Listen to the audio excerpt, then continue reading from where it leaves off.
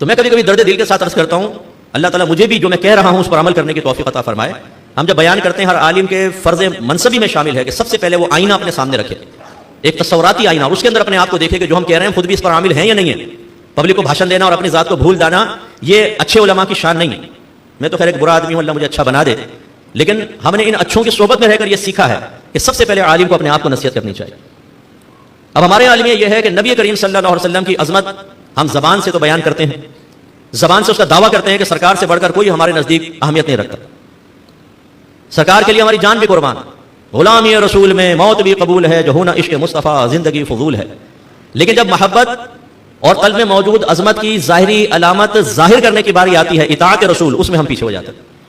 اور اس وقت ہم یہ نہیں دیکھتے کہ نبی کریم صلی اللہ علیہ وسلم کے احکام کو بے دردی کے ساتھ پسے پش پھینکتے ہوئے اپنے قدموں تلے گویا کہ کچلتے ہوئے ہم کتنی بڑی بے ادبی کا ارتکاب کر رہے ہیں. اس کو کوئی بے ادبی آج کل سمجھتا ہی نہیں ہے.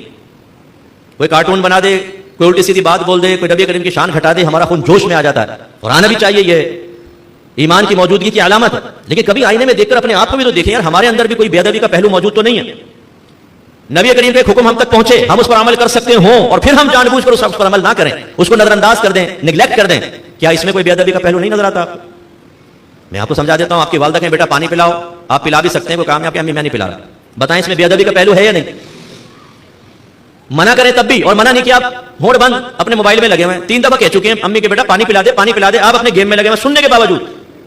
تو منع کرنے والے سے زیادہ برا ہے کہ چلو ایک نے تو منع کیا, تم منع بھی نہیں کر رہے, اگنور کر رہے ہو, ماں بول رہی ہو, تم سن رہے ہو اور جواب تک نہیں دے رہے. تمہاری 2 کوتاہیاں ہیں, ایک جواب نہ دینا اور ایک ماں کا کہنا نہ ماننا. بے ادبی کا پہلو ہے کہ نہیں؟ اور نبی کریم صلی اللہ علیہ وسلم ہم سے اتنی ساری باتیں بیان فرمائیں, ہم ان پہ عمل کر سکتے ہیں, لیکن نفس, شیطان, دنیا, مخلوق, دوست, بیوی, بچے, ماں باپ, نفسانی خواہشات یہ درمیان میں آ کر کہتی ہیں نبی ہے نا, ان کا فرمان ہے نا, ہزاروں لوگ نگلیکٹ کر رہے ہیں, ہزاروں لوگ نہیں مان رہے, تو بھی نہیں مانے گا تو کیا ہوگا؟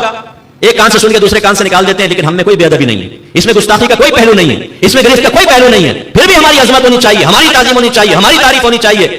کوئی اگر چھوٹی سی بات کہہ دیتا ہے ہمیں تو آگ لگ جاتی ہے, تو نے یہ کہا کیسے ادھر لا کے گھوسا مار دیا ناک کے اندر, اور اس نے مجھے کہا تھا ہٹ, ایسے کہا تھا ہٹ. ہوئی اتنی عظیم ہستی کہ اتنی بے ادبی سے کہا, کیونکہ یہ کہنا چاہیے تھا حضور ہٹیے, راستہ دے دیجیے, اس نے کہا تھا ہٹ.